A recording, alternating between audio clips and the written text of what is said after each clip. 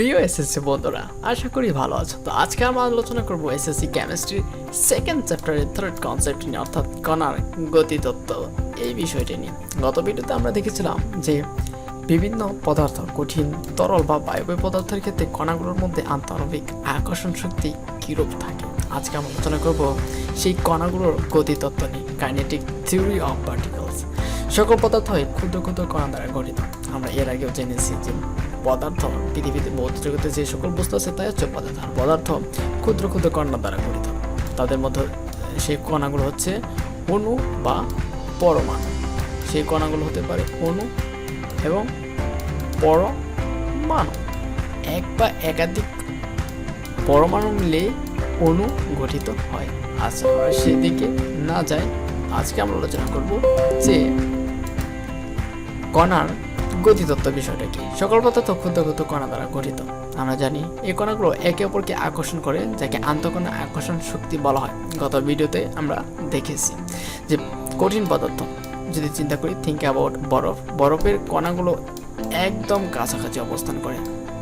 এই কণাগুলো একদম কাছাকাছি অবস্থান করার জন্য এদের আন্তঃআণবিক আকর্ষণ শক্তি, অর্থাৎ একটা কণার দিকে আরেকটা কণার যে আকর্ষণ বলটা, সেটা অনেক বেশি থাকে এবং এই কারণে এটা কঠিন পদার্থ এবং এর আকার রয়েছে। এটা হচ্ছে আমাদের কঠিন পদার্থ এবং আবার কণাগুলোর গতিশক্তি রয়েছে। আচ্ছা, গত ভিডিওতে শুধু আমরা আন্তঃকণা আকর্ষণ শক্তি নিয়ে আলোচনা করেছিলাম, কিন্তু এই কঠিন পদার্থের ক্ষেত্রে যে কণাগুলো রয়েছে তাদের আন্তঃকণা আকর্ষণ শক্তি, অর্থাৎ কণাগুলো এত কাছাকাছি অবস্থান করে, সেটা তো আন্তঃকণা আকর্ষণ শক্তি। কিন্তু তাদের কি কোনো গতি রয়েছে? সেই গতির বিষয়গুলো নিয়ে আজকে আমরা আলোচনা করবো। আর সেই বিষয়গুলো হচ্ছে গতি তত্ত্ব। আবার কণাগুলোর গতি তত্ত্ব রয়েছে, আন্তঃকণা আকর্ষণ শক্তি এবং কণাগুলোর গতিশক্তি দিয়ে পদার্থের কঠিন, তরল, গ্যাসীয় অবস্থা ব্যাখ্যা করাকেই কণার গতি তত্ত্ব বলা হয়। এই বিষয়টা কিন্তু অনেক অনেক ইম্পর্টেন্ট। আমরা হাইলাইট করতে পারি যে আন্তঃকণা আকর্ষণ শক্তি এবং কণার গতিশক্তি দিয়ে পদার্থ কঠিন, তরল, গ্যাসীয় অবস্থার ব্যাখ্যা করার তত্ত্বকেই কণার গতি তত্ত্ব বলা হয়। আমি আবার বলছি, আন্তঃকণা আকর্ষণ শক্তি। আচ্ছা, আন্তঃকণা আকর্ষণ শক্তি কাকে বলা হয়? আন্তঃকণা আকর্ষণ শক্তি হচ্ছে যে পদার্থগুলো যে ক্ষুদ্র ক্ষুদ্র কণা দ্বারা গঠিত, তাদের মধ্যে একটি কণার থেকে আরেকটি কণার মধ্যে যে আকর্ষণ শক্তি, সেটা হচ্ছে আন্তঃকণা আকর্ষণ শক্তি। এবং কণাগুলোর গতিশক্তি দিয়ে পদার্থের, আচ্ছা, কণাগুলোর গতিশক্তি কি? এই যে আন্তঃকণা আকর্ষণ শক্তি, অর্থাৎ কঠিন পদার্থ, কণাগুলো এত কাছাকাছি অবস্থান করে, এদের গতিশক্তি কিন্তু অনেক কম। এই কণাগুলো একদম কাছাকাছি অবস্থান করার কারণে, ধরো এই কণার কথা চিন্তা করো, এই কণা কিন্তু চাইলেই মানে এদিকে দিয়ে ছোটাছুটি করতে পারে, কারণ এরা সবাই পরস্পর এদের চারপাশে অনেক ক্ষুদ্র ক্ষুদ্র কণা রয়েছে, অর্থাৎ যাওয়ার মতো, অর্থাৎ তাদের চলাফেরা করার মতো জায়গা আর নেই। তো এই জন্য এই কণাগুলোর তাদের গতিশক্তিটা, কঠিন পদার্থের গতিশক্তি অনেক কম থাকে। তাই বলছে যে একটা কোনো পদার্থের তার কণাগুলোর গতিশক্তি এবং আন্তঃআণবিক আকর্ষণ শক্তি দিয়ে কঠিন পদার্থ, তরল পদার্থ এবং গ্যাসীয় পদার্থটাকে ব্যাখ্যা করাটাই হচ্ছে কণার গতি তত্ত্ব। আমরা সামনে আলোচনা করলে আরও বেশি ক্লিয়ার হবে। অর্থাৎ আমাদের যে এই কঠিন পদার্থ, তরল পদার্থ বা গ্যাসীয় পদার্থ, এদের কণাগুলোর আকর্ষণ শক্তি কীরূপ এবং এদের কণাগুলোর গতিশক্তি কীরকম। যেরকম হতে পারে আমাদের কণাগুলো কঠিন পদার্থ থেকে এদের কণাগুলো কাছাকাছি অবস্থান করে, এদের আন্তঃআণবিক আকর্ষণ শক্তি অনেক বেশি, কিন্তু এদের গতিশক্তি একদম কম। তরল পদার্থ থেকে এদের ক্ষেত্রে চিন্তা করলে কী হবে?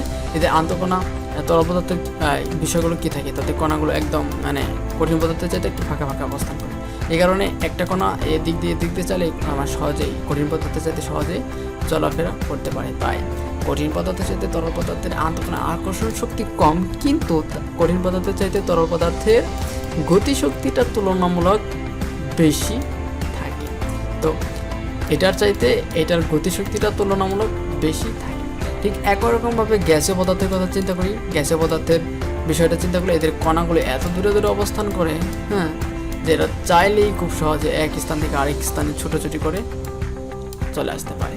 এই জন্য এই গ্যাসীয় পদার্থের আন্তঃকণা আকর্ষণ শক্তি, যা গত ভিডিওতে বললাম, এদের একটা কণা থেকে আরেকটা কণার মধ্যে যে আকর্ষণ, মানে ওকে মানে আকর্ষণ করবে, সেই আকর্ষণ শক্তিটা কম থাকে, কিন্তু এদের গতি শক্তিটা বেশি থাকে। একটা কণা কিন্তু চাইলেই মুহূর্তের মধ্যেই মানে এখানে ছোটোছুটি করে চলে আসতে পারে, তাই এদের গতিশক্তিটা অনেক বেশি থাকে।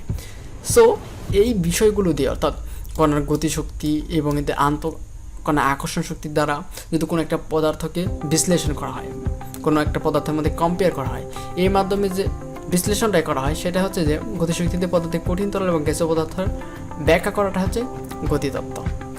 যখন কণাগুলোর ভেতরে আকর্ষণ শক্তি বা আন্তঃকণা আকর্ষণ শক্তি খুব বেশি থাকে তখন কণাগুলো খুব কাছাকাছি অবস্থান করে এবং নিজেদের অবস্থান থেকে নড়তে পারে না। যে কথাটা আমি একটু আগে বললাম যে এই কণাগুলো এত কাছাকাছি অবস্থান করে যে এগুলো চাইলে আর অন্য কোথাও যাইতে পারে না, নড়াচড়া করতে পারে না। এই অবস্থান হচ্ছে কঠিন। আমরা একটু আগে কথা বললাম সেটা হচ্ছে বরফ। আচ্ছা, কঠিন পদার্থকে তাপ দেওয়া হলে কণাগুলো তাপ শক্তি গ্রহণ করে কাঁপতে থাকে। আচ্ছা, সেটা কঠিন পদার্থ হতে পারে, একটা লোহার দণ্ড হতে পারে। এই কঠিন পদার্থ যখন আমরা হিট প্রডিউস করা হয়, আমি এখানে মোমবাতি দিয়ে এটাকে হিট বা এখানে বোঝানোর জন্য বলছি, এখানে হিট প্রডিউস করা হচ্ছে, তো তাপ দেওয়া হচ্ছে একটা লোহাকে যখন তাপ দেওয়া হয় আর লোহার মধ্যে কণাগুলো একদম কাছাকাছি অবস্থান করে, এই লোহার কণাগুলোর মধ্যে যখন তাপ দেওয়া থাকে এই কণাগুলো তখন তাপ পাওয়ার কারণে সেগুলো কাঁপতে থাকে। কাঁপতে কাঁপতে যখন এক পর্যায়ে অনেক হিট প্রডিউস করা হয়, অনেক হিট দেওয়া হয়, মনে করো 200 ডিগ্রি 300 ডিগ্রি 400 ডিগ্রি টেম্পারেচারে যখন হিট দেওয়া হয় তখন এই কণাগুলো কাঁপতে থাকে এবং কাঁপতে কাঁপতে এক পর্যায়ে কণাগুলো মাঝখানে ফাঁকা হয়ে যায় এবং এরা আস্তে আস্তে চলাফেরা করতে পারে, এদের মাঝখান থেকে আস্তে আস্তে জায়গাটা প্রসারিত। বা বরফের কথা চিন্তা করো, বরফের কণাগুলো একদম কাছাকাছি থাকে, তাই এটা কঠিন পদার্থ। এটাকে যখন আমরা তাপ দিতে থাকি মাইনাস থেকে, যখন এটাকে পজিটিভ ভাবে 0 ডিগ্রি সেন্টিগ্রেডে তাপ দিতে থাকি তখন কিন্তু আস্তে আস্তে এটা তরল হতে থাকে এবং তাদের যে কণাগুলো থাকে কণাগুলো আস্তে আস্তে দূরে সরে যায় এবং তারা চলাচল করতে পারে, এজন্য এটা তরল হয়ে যায়। সো সে কথা বলছে, কঠিন পদার্থকে তাপ দেওয়া হলে কণাগুলো তাপ শক্তি গ্রহণ করে কাঁপতে থাকে। যদি আরও বেশি তাপ দেওয়া হয় তাহলে কণাগুলো এত বেশি কাঁপতে থাকে যে আন্তঃকণা আকর্ষণ শক্তি কমে যায়। অর্থাৎ এদের মধ্যে যে একদম কাছাকাছি অবস্থান করার ফলে যে আকর্ষণ শক্তিটা ছিল একজনের চাইতে আরেকজনের, একজনের বাসা আরেকজনের বাসা এত কাছাকাছি ছিল এবং তাদের মধ্যে এত সম্পর্ক ছিল, সে কথাটা এখানে বলা হচ্ছে যে এই আকর্ষণ শক্তিটা কমে যায় যখন তাদের মধ্যে হিট প্রডিউস করা হয়। অর্থাৎ তাদের মধ্যে যখন অনেক সম্পর্ক থাকে পাশের সাথে, এবং তাদের মধ্যে যখন একটা ঝামেলা হয় বা একটা বিপদ আসে তখন কিন্তু তার দূরে সরে যাচ্ছে। ঠিক একই রকমভাবে যখন হিট প্রডিউস করা হচ্ছে এই কণাগুলো আস্তে আস্তে দূরে সরে যাচ্ছে কাঁপতে কাঁপতে। তাই বলছে যে আকর্ষণ শক্তি কমে যায়, আর কাঁপতে কাঁপতে কণাগুলো যখন দূরে সরে যাবে তখন তাদের মধ্যে আকর্ষণ শক্তিটা কমে যাবে। তাই এদের আকর্ষণ শক্তিটা কমে যায় এবং কিছুটা গতিশক্তি প্রাপ্ত হয়। যখন তাদের মাঝখানে ফাঁকা স্থান হবে আমাদের এরকম, তখন কিন্তু তারা সহজে চলাচল করতে পারবে তুলনামূলক আগের চাইতে। তাই বলছে কমে যায় এবং কিছুটা গতিশক্তি প্রাপ্ত হয়। গতিশক্তি প্রাপ্ত হয় কারণ কিসের জন্য? তাদের কণাগুলো ফাঁকা হয়ে যায় এবং তারা চলাচল করতে পারে, এদের গতিটাও বাড়ে। যখন একটা স্থির কণা ছিল সেটা আস্তে আস্তে এখন গতিশীল হয়ে যাচ্ছে। পদার্থের এই অবস্থাকে তরল অবস্থা বলা হয়। ঠিক আমরা যে কথাটা বললাম যে বরফ সেটা কঠিন অবস্থা থাকে, এদের কণাগুলো একদম কাছাকাছি থাকে, সেটাকে তাপ দেওয়ার ফলে সেটা তরল পদার্থে হয়ে যায়। আচ্ছা, এরপর কি হচ্ছে? তরলের নির্দিষ্ট আয়তন থাকলেও নির্দিষ্ট আকার নেই। তরল পদার্থে আয়তন আছে কিন্তু আকার নেই। যে পাত্রে রাখি সে পাত্রের আকার ধারণ করে। তরল অবস্থায় পদার্থকে আরও বেশি তাপ দেওয়া হলে কণাগুলো তাপ শক্তি নিয়ে গতিশক্তি বৃদ্ধি করতে থাকে এবং এক সময় গতিশক্তি এত বেড়ে যায় যে কণাগুলো আন্তঃকণা আকর্ষণ শক্তি থেকে প্রায় মুক্ত হয়ে বিক্ষিপ্তভাবে ছোটাছুটি করতে থাকে। অর্থাৎ বিষয়টা হচ্ছে এরকম, যখন একটা কঠিন পদার্থ ছিল, তখন তাদের কণাগুলো একদম কাছাকাছি অবস্থান করতেছিল। কাছাকাছি অবস্থান করার ফলে তাদের মাঝখানে চলাফেরা করার মতো জায়গায় ছিল না। তো তখন যাকে হিট প্রডিউস করা হলো, হিট প্রডিউস করার সাথে সাথে সেটা কী হয়ে গেলো, সেটা তাদের কণাগুলো কাঁপতে থাকে এবং তার কণাগুলো একটু দূরে সরে যায় এবং তাদের মধ্যে একটু চলাফেরা করতে পারে। অর্থাৎ সেটা হচ্ছে তরল পদার্থ। সেই তরল পদার্থকে যখন আরও হিট দেওয়া হয় তখন সেটা কণাগুলো এত কাঁপতে থাকে এবং সেই কণাগুলো একদম দূরে দূরে চলাফেরা করে দূরে দূরে অবস্থান করে, যাদের মধ্যে আন্তঃকণা আকর্ষণ শক্তি নেই বললে চলে এবং এই কণাগুলোর গতিশক্তি অনেক বেশি কঠিনের চাইতে তরলের চাইতে এবং এরা খুব সহজেই ইজিলি চলাফেরা করতে পারে। এই অবস্থাকে বলে গ্যাসীয় পদার্থ। গ্যাসীয় অবস্থান পদার্থে আরও কোনো নির্দিষ্ট আয়তন থাকে না। গ্যাসীয় পদার্থে কোনো আয়তন থাকে না, তাকে যে আয়তনে রাখা হবে কণাগুলো সেই আয়তনে ছোটাছুটি করতে পারবে। গত ভিডিওতে আমরা আলোচনা করেছিলাম গ্যাসীয় পদার্থ থেকে যখন যে সিলিন্ডার রাখা আমাদের বাসাবাড়িতে এলপিজি গ্যাসগুলো রাখা হয়, সেই গ্যাসের ভেতরে যদি আমি গ্যাস ঢোকানো হয় সেই গ্যাসগুলো সেটার সমস্ত জায়গা জুড়ে সেই গ্যাসগুলো কিন্তু অবস্থান করে। গ্যাসে অবস্থানে পৌঁছানোর পর যদি আরও তাপ দেওয়া হয় তখন কণাগুলো আরও জুড়ে ছুটে থাকে, অর্থাৎ গতিশক্তি আরও বেড়ে যায়। অর্থাৎ আমরা এই বিষয়গুলো থেকে একটা কনসেপ্ট ক্লিয়ার হচ্ছে, তা হচ্ছে যখন আমরা একটা পদার্থকে তাপ দিতে থাকবো তার গতিশক্তি বাড়তে থাকবে। অর্থাৎ কঠিন পদার্থ যার গতিশক্তি নেই, অর্থাৎ ছিল না, সেটাকে তাপ দেওয়ার ফলে সেটা গতিশক্তি বৃদ্ধি পেলো, তুলনামূলকভাবে একটু বৃদ্ধি পেলো। হ্যাঁ, সেখান থেকে সেটাকে যখন তরল পদার্থ করলাম, তরল পদার্থ করার পর সেটাকে তাপ দিলাম, আরও বৃদ্ধি পেল। তার মানে তাপ প্রয়োগ করলে কঠিন পদার্থর সেটা আস্তে আস্তে সেটা কণার, তার মধ্যে গতিশক্তি কণা রয়েছে, সেই কণার গতিশক্তিটা বৃদ্ধি পায়। তাপ দিলে পদার্থের গতিশক্তি বৃদ্ধি পায়। চলো আবার বিষয়গুলো আবার একটু রিভিউ করি।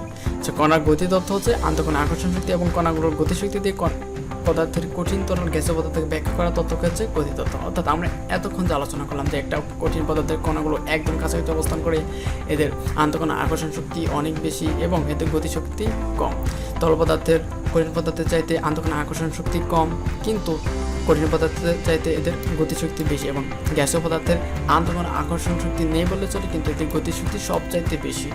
এই যে এক একটা কঠিন, তরল এবং বায়বীয় পদার্থের এক এক রকমের ধর্ম বা এক এক রকমের বৈশিষ্ট্য, এই বিষয়গুলো যে বিষয়গুলো দ্বারা আমরা নির্ণয় করতে পারি বা যে বিষয়গুলো দ্বারা চিন্তা করতে পারি, অর্থাৎ কণার আন্তঃকণা আকর্ষণ শক্তি দ্বারা এবং কণার গতি দ্বারা, যে কঠিন পদার্থের গতি বেশি, গ্যাসীয় পদার্থের গতি কম, এই যে বিষয়গুলো দ্বারা আমরা চিন্তা ভাবনা করতে পারি, এই চিন্তা ভাবনাটা হচ্ছে তত্ত্ব। কিসের তত্ত্ব? যে আন্তঃকণা আকর্ষণ শক্তি এবং কণাগুলোর গতিশক্তি দিয়ে পদার্থের কঠিন তরল গ্যাসীয় অবস্থান ব্যাখ্যা করা তত্ত্বকে বলা হয় কণার গতি তত্ত্ব।